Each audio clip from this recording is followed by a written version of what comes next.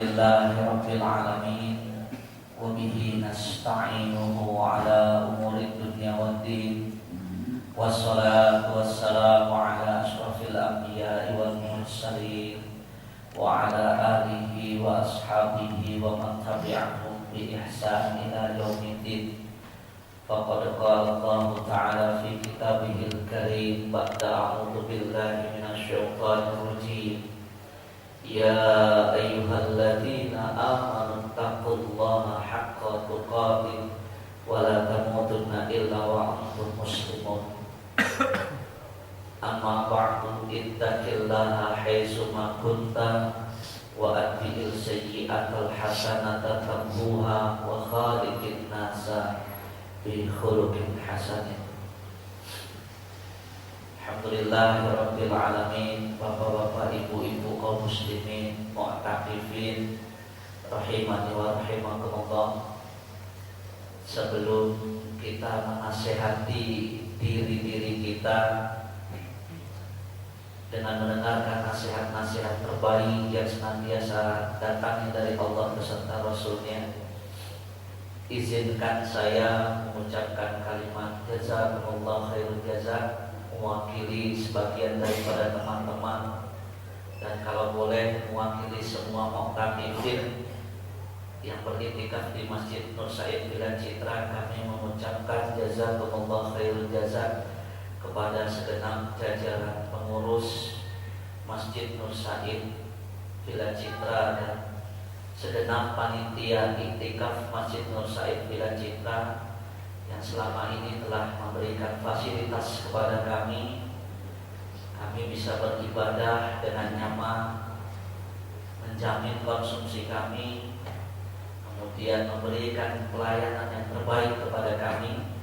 Kami hanya bisa membalas dengan untayan kalimat doa. Semoga masjid ini semakin diberkahi oleh Allah. Semoga orang-orang yang memakmurkan masjid ini diberkahi kehidupannya di dunia dan di akhirat. Amin ya rabbal alamin.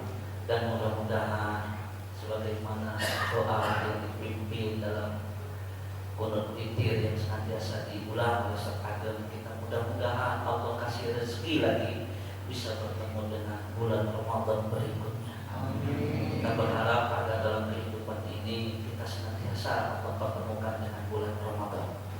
Kaum muslimin wal mu'takifin rahimani wa rahimakumullah. Ketika Rasulullah sallallahu alaihi wasallam bersabda dalam sebuah hadis dengan derajat mutawatir insyaallah, karena kesepakatannya tidak pernah diperselisihkan dan diriwayatkan oleh mayoritas para sahabat. Rasulullah menjelaskan sab'atun yudhilluhumullahu fi dhillihi yauma la dhilla illa dhilluh. Ketika Rasul menerangkan ada 7 kelompok manusia yang akan berada di bawah naungan, di bawah perlindungan, di bawah pertolongan Allah pada hari ketika tidak ada naungan, tidak ada pertolongan, tidak ada perlindungan kecuali naungan, perlindungan, pertolongan Allah Subhanahu wa taala. Di antara 7 kelompok tersebut, satu yang ini kita ambil hikmahnya adalah rajulun tasaddaqa biyaminihi fa akhfaha hatta la ta'lama shimaluhu ma yunfiqu yaminuhu. Seseorang yang ketika menginfakkan hartanya dengan tangan kanannya, kemudian dia sembunyikan tuh infaknya. Sampai-sampai kata Rasul itu tangan kirinya enggak tahu apa yang diinfakkan oleh tangan kanan. Dan iktikaf ini sebenarnya mengajarkan kita filosofi seperti ini. Hukum asal ibadah iktikaf memang infiradi, sendiri-sendiri. Kita biarkan orang-orang yang memang mereka ingin infiradi untuk bermunajat kepada Rabbnya. Tapi ketika amal tersebut dilakukan dengan jemaah, itu bagian daripada latihan kita. Latihan daripada kita mendisiplinkan diri kita serta membantu kita untuk lebih khusyuk dalam beribadah kepada Allah Subhanahu wa ta'ala. Sebenarnya iktikaf mengajarkan kita bagaimana kita menyembunyikan amal-amal kita. Subhanallah, sebenarnya umat Islam yang ada di Indonesia sudah mempunyai sebuah kebiasaan yang sebenarnya filosofinya sama persis seperti hadis Rasulullah yang tadi itu. Lihatlah, ketika umat Islam di Indonesia, saya ambil contoh yang terkecil, ketika sholat Jumat biasanya itu kan ada kotak amal, itu kan keliling tuh.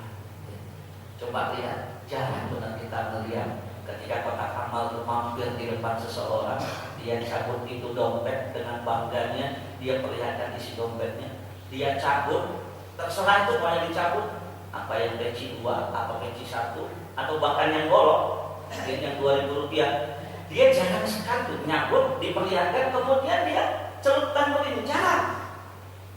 Dia berapapun yang dia infakkan, dan Allah tidak pernah melihat nilai. Ya kalau mau kita bicara bukan nilai, tapi persentase daripada apa yang kita miliki. Lihat, masukin, ditutup dengan tangan kiri. Seakan-akan, saya katakan seakan-akan, bahkan orang ini tidak ingin orang-orang yang ada di sebelah kiri dan kanannya mengetahui berapa jumlah yang dia infakkan. Ya. Ini adalah sebuah filosofi kebiasaan yang amat sangat baik, yaitu seseorang yang senantiasa menyembunyikan amalnya. Dan ini sebenarnya kaum muslimin, amal-amal terbaik yang dijaga dari pandangan manusia, yang dijaga dari pandangan manusia, sehingga akhirnya tidak menimbulkan riya seperti itu. Bil khusus kita ambil contoh dari kisah, karena memang pelajaran yang paling enak itu kalau kita mengambil hikmah dari kisah, sebagaimana yang pernah dikisahkan oleh Ibnu Munkadir dalam Tahrij Hilyatul Awliya-nya kembali Imam Abu Nu'aim. Beliau menceritakan ya, ketika Madinah suatu saat Ibnu Munkadir seorang tabi'in terkemuka. Madinah kan dipenuhi dengan ulama. Kurang apa Madinah itu? Madinatun Nabi, kotanya Nabi, kota yang di dalamnya ada masjid yang kalau kita sholat di dalamnya pahalanya 1000 kali lipat dibandingkan dengan sholat di masjid yang lain. Dan dipenuhi dengan ulama-ulama. Siapa yang tidak kenal dengan Muhammad bin Sirin? Ya kan? Siapa yang tidak kenal dengan Sa'id bin Musayyab? Ulama-ulama mereka pada saat itu. Tapi ada satu momen di mana mungkin Allah ingin kita belajar, Pak, bagaimana menyembunyikan amal. Ketika Madinah terlanda kekeringan yang amat sangat panjang, musim kemarau yang seakan-akan tidak pernah putus, sampai Madinah amat sangat membutuhkan air. Ulama-ulamanya sudah berusaha mengumpulkan umat, mengajak bertaubat, kemudian mereka sholat istisqa, meminta hujan kepada Allah Taala. Tapi kiranya Allah belum mau, bukan tidak, Allah belum mau mengabulkan doa mereka. Sampai Ibnu Munkadir menceritakan, sampai datang suatu malam, aku melihat, aku mempunyai sebuah kebiasaan. Kalau qiyamul lail, aku akan mengambil tempat yang terhindar dari pandangan manusia. Ibnu Munkadir, dia datang ke Masjid Nabawi, mengambil posisi paling bagian belakang. Alangkah terkejutnya saya, suatu malam ketika saya sedang mengajar kepada Rabb saya, tiba-tiba saya dikejutkan dengan kedapatan seseorang. Seseorang yang saya gharib, siapa orang ini? Asik sekali. Dengan penampilannya yang cukup sederhana, dengan jasad yang seakan-akan menunjukkan bukan siapa-siapa. Dia memakai 2 jubah. Satu jubah dia hamparkan sebagai alas untuk sholat, satu jubah memang melekat di dalam tubuh dia. Sholat yang sebenarnya, sholat sebagaimana yang kami biasa melihat orang sholat. Artinya bukan sholat yang istimewa, bukan. Tapi ada satu kalimat dalam doanya yang membuat saya begitu bergetar. Setelah dia sholat, dia bermunajat kepada Allah. Di bagian akhir dalam doanya, aku mendengar dengan apa, bisik-bisik orang tersebut mengucapkan, ya Allah ya Rabbi, dosa apa yang kami perbuat sehingga kota yang merupakan kota Nabi engkau tahan lompat untuk turun di atas. Dosa apa wahai Rabbi? Tidakkah engkau telah mendengar ulama-ulama kami memohon berharap kepadamu, sekiranya sedikit saja engkau mau menurunkan rezekimu di atas bumi Nabi-Mu ini. Wahai Rabbi, sekiranya engkau melihat sholat yang aku lakukan malam hari benar-benar bernilai senilai ibadah di hadapan. Aku memohon dengan ketulusan hatiku. Aku memohon dengan kerendahan hatiku. Turunkanlah rezekimu, turunkanlah rahmatmu, turunkanlah hujan sejenak saja di bumi kami ini. Ibnu Munkadir mengatakan, tercekat dia mendengar doa orang tersebut. Subhanallah, siapa dia? Karena kata Ibnu Munkadir, orang itu belum menutup doanya, Allah sudah mengijabahi dengan memberikan hujan yang amat sangat deras, sehingga akhirnya Ibnu Munkadir tidak bisa melepaskan pandangan. Dan orang itu tetap di Masjid Nabawi sampai sholat subuh. Maka beliau berkata, ada sholat subuh, saya pengen ketemu dengan orang. Alangkah terkejutnya dia kaum muslimin ketika setelah sholat subuh dia kehilangan sosok tersebut. Begitu penasaran maka dia ulangi malam kedua. Benar, di waktu yang hampir bersama ketika Masjid Nabawi, di jam-jam yang tidak ada orangnya, kita katakan seperti itu, masuk lagi satu sosok ini, kembali dia emparkan satu. Kemudian dia berdoa kepada Rabbnya setelah dia bermengajar. Doanya yang kedua ini dia berterima kasih kepada Rabbnya yang telah bersedia mengijabahi doanya. Maka dicirikan saya akan ikuti lagi. Di hari yang kedua dia pun kehilangan. Di hari yang ketiga dia tidak mau kehilangan lagi.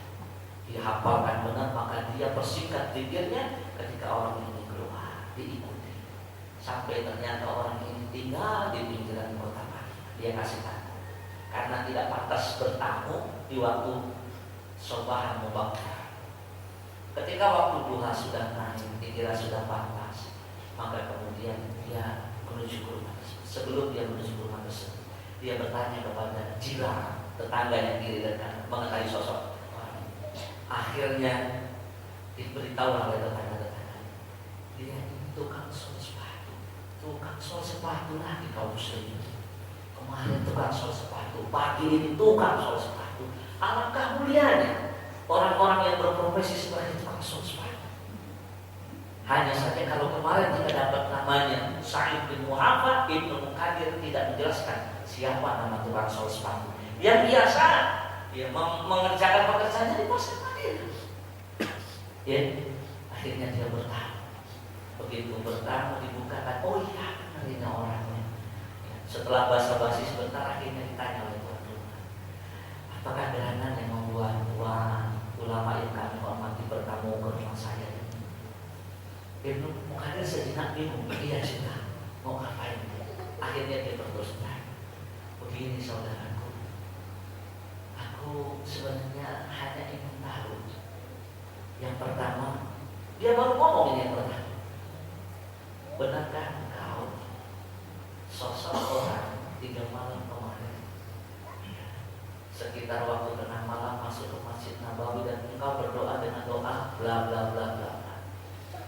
Itu tuan rumah tukang sol sepatu yang tadinya mukanya ramah, yang tadinya penampilannya ramah, bicaranya ramah, tiba-tiba tensinya langsung naik.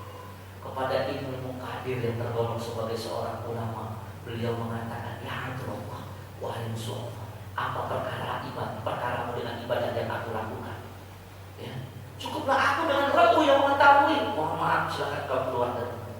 Merasa bersalah Ibnu Munkadir, maka kemudian dia keluar dari rumah tersebut. Seakan-akan seperti diusir. Ya. Begitu merasa marahnya tukang sol sepatu ketika ada orang mengungkit-ungkit ibadah dia yang dia lakukan, yang sepengetahuan dia hanya urusan dia dan Allah Subhanahu wa ta'ala. Berpikir itu Munkadir. Akhirnya dalam pemikiran dia mengatakan, sebenarnya yang salah saya. Apa pula urusan saya mungkin amal ibadah dia yang sudah dia lakukan 3 hari yang lalu. Maka sebagai bentuk rasa ingin meminta maafnya, keesokan harinya kembali dia datangi rumah tersebut. Tapi kalau Allah kaum muslimin, beliau meriwayatkan ketika aku bertamu di keesokan hari, aku tidak pernah bisa lagi menjumpai sosok tukang sol sepatu yang amat sangat tawar, yang begitu marah ketika amalnya diungkit oleh aku. Dan dia bertanya kepada jiran kiri dan kanannya, tidak ada satu pun di antara mereka yang mengetahui kemanakah pindahnya tukang sol sepatu tersebut? Subhanallah.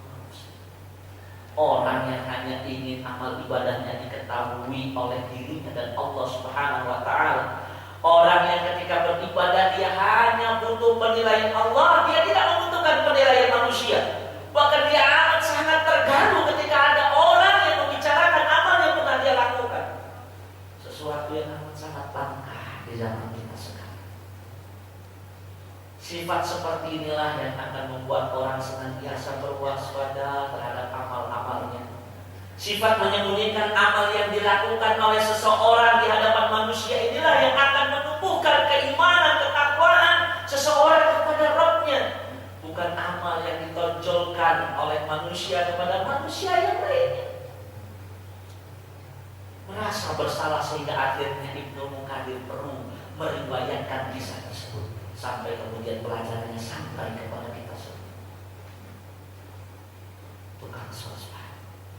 Mungkin kita berpikir Ustaz, karena memang orang itu bukan orang terkenal, wajar kalau tidak mau terkenal.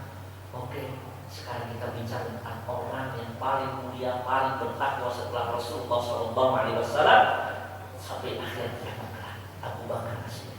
Siapa yang tidak kenal Abu Bakar As-Siddiq? Orang yang amat sangat ingin disaingi amalnya oleh sahabat Umar bin Khattab radhiyallahu anhu. Umar bin Khattab sampai pernah meriwayatkan, begitu besar keinginan saya menyamakan derajat amal saya dengan Abu Bakar. Pernah suatu hari aku mengikuti kebiasaan Abu Bakar. Abu Bakar punya kebiasaan setelah fajar menyingsing beliau keluar Masjid Nabawi dan beliau tidak pernah diketahui tujuannya kemana. Diikuti oleh Umar bin Khattab. Saya mau tahu Abu Bakar di kemana sih habis peristiwa ini. Pernah diikuti. Ternyata Abu Bakar berjalan cukup jauh, hampir keluar kota Madinah, dan dia berjalan menuju ke sebuah tenda umum, tenda milik Arab Badui. Maka Umar bersembunyi di balik batu. Cukup lama Umar bersembunyi di balik batu yang cukup besar untuk menyembunyikan badannya yang besar. Sampai kemudian Abu Bakar keluar lagi dari tenda tersebut, kemudian pulang tanpa mengetahui ada Umar yang mengawasinya. Begitu besar rasa penasaran Umar sampai kemudian dia setelah perginya Abu Bakar, dia kemudian memasuki tenda tersebut setelah mengucapkan salam. Ternyata kaum muslimin di tenda tersebut berdiam diri seorang wanita tua yang sudah buta dengan seorang anak kecilnya. Ditanya, ada gerangan apa engkau datang ke sini? Kata Umar, ibu, saya cuma pengen tahu siapa yang datang barusan. Si ibu ini mengatakan, saya tidak pernah tahu siapa yang datang ke rumah saya setiap pagi. Dia hanya mengatakan, saya adalah Ahlul Madinah, saya adalah seorang penduduk Madinah. Apa yang dia kerjakan? Apa yang dia kerjakan di sini? Ibu tua mengatakan, dia setiap pagi datang ke sini. Dia datang untuk kemudian memenuhi semua hajat keperluan rumah saya. Dia sambut ini tenda ini. Dia cuci semua bekas peralatan sambil dia membawa makanan yang bisa dimakan untuk saya dan anak saya pagi hari ini. Dan itu dilakukan tiap hari tanpa saya mengetahui siapa orang yang mulia tersebut. Maka kata ibunya, maukah engkau mengabarkan kepadaku siapa gerangan orang tersebut? Keluh rasanya tidak Umar untuk mengatakan, ibu, orang tersebut adalah sahabat Rasul yang bernama Abu Bakar. Beliau tidak sanggup. Maka Umar mengatakan, ibu yang datang kepadamu ternyata adalah sahabatku. Aku juga Ahlul Madinah. Yang datang kepadamu adalah sebaik-baiknya manusia. Maka ibu ini mengatakan, benar, dia adalah sebaik-baik manusia. Dia datang tanpa pamrih. Dia datang mengurusi semua urusan. Menangis Umar bin Khattab keluar dari tenda tersebut. Seiring perjalanan pulangnya menuju Madinah, dalam hatinya terus-menerus mengatakan, mengucapkan kalimat yang akhirnya kalimat ini menjadi kenyataan. Umar bin Khattab mengatakan dalam diri, Abu Bakar, engkau benar-benar menyusahkan pengganti. Wahai Abu Bakar, dengan apa yang kau lakukan, engkau benar-benar menyusahkan pengganti. Dan Umar merasakan sendiri betapa susahnya dirinya menjadi pengganti. mengganti Abu Bakar. Walaupun kita sudah tahu bagaimana kualitasnya Umar bin Khattab. Beliau adalah orang yang paling mirip amalnya dengan sahabat Abu Bakar. Tapi lihat Abu Bakar dengan ketenarannya, dengan popularitas, dengan kebesaran, tetap menjadi orang yang tawadu, tetap menjadi orang yang mampu menyembunyikan amalnya. Bahkan dia tidak pernah memberitahu siapakah dirinya, sosoknya di hadapan wanita buta ini yang setiap hari dia bantu, dia golput, dia giringkan adonan tepung untuk kemudian dijadikan roti. Inilah amalan orang-orang terbaik kaum muslimin. Mudah-mudahan dengan berlatih itikaf, kita pula membawa buahnya, kita bisa menyembunyikan amal kita. Karena yang terbaik adalah kita mencari ridho Allah, bukan mencari ridho manusia. Biarlah kaum muslimin, mungkin ada di antara sesama saudara kita yang mungkin mereka belum punya permakluman terhadap diri kita. Biarlah orang menyangka terhadap diri kita, orang ini kok tidak pernah tilawatul Quran, saya lihat orang ini kok tidak pernah dia mengaji. Biarlah manusia beranggapan seperti itu. Tapi ingat, jangan pernah kita memvonis hal tersebut dengan 100%. Karena bisa jadi orang yang kita anggap kerjaannya tidur dulu, orang yang kita anggap tidak ada amalnya sama sekali, bisa jadi itu karena kepintaran dia menyembunyikan amal. Sekali lagi mari kita belajar menyembunyikan amal kita. Belajar dari filosofi beramal bersedekah di hari Jumat sampai-sampai dia tidak ingin ada orang yang duduk di sisi kanan dan sisi kirinya mengetahui apa yang dia lakukan. Mari kita semua belajar dengan hikmah-hikmah yang kita dapatkan dari kisahnya para salafus soleh. Mudah-mudahan kita akan menjadi orang-orang yang beruntung, orang-orang yang bertakwa, orang-orang yang bergembira di akhir Ramadan kelak. Terakhir pesan saya, Idul Fitri bersamaan itu indah dambaan kita semua. Tapi kalau seandainya Allah takdirkan tahun ini kaum muslimin yang ada di Indonesia nggak bareng merayakan Idul Fitrinya, yuk kita latih diri kita bijaksana menghormati keyakinan satu dengan yang lainnya. Tapi kita semua berharap mudah-mudahan kita bisa bareng sholat idnya, bareng makan ketupatnya, bareng juga mendengarkan khutbah idnya. Mohon maaf atas segala kekhilafan. Mungkin kita setelah beriktikaf di sini ada candaan kita. Saya wakil teman-teman kita, saya mohon maaf kalau mungkin bapak-bapak selama iktikaf dengar saya teman-teman kadang-kadang kalau tertawa sedikit agak keras, ya kami masih latihan Pak. Ya inilah kita belum bisa sepenuhnya beribadah kepada Allah dengan khusyuk, ya kan? Kita masih pada level seperti ini. Mohon maklum kalau ada bapak-bapak yang merasa terganggu dengan apa yang kami lakukan. Yakinlah Pak, kedatangan kami ke sini untuk mendidik diri kami menjadi muslim yang lebih taat lagi.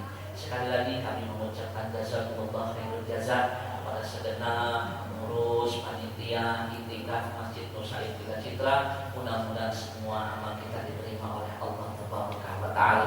Wallahu a'lam bishawab. Alhamdulillahirabbika fala takunanna minal mumtarin. Subhanaka Allahumma wa bihamdika asyhadu an la ilaha illa anta astaghfiruka wa atubu ilaik. Aqulu qawli hadza wa billahi taufiq wal hidayah. Assalamualaikum warahmatullahi wabarakatuh.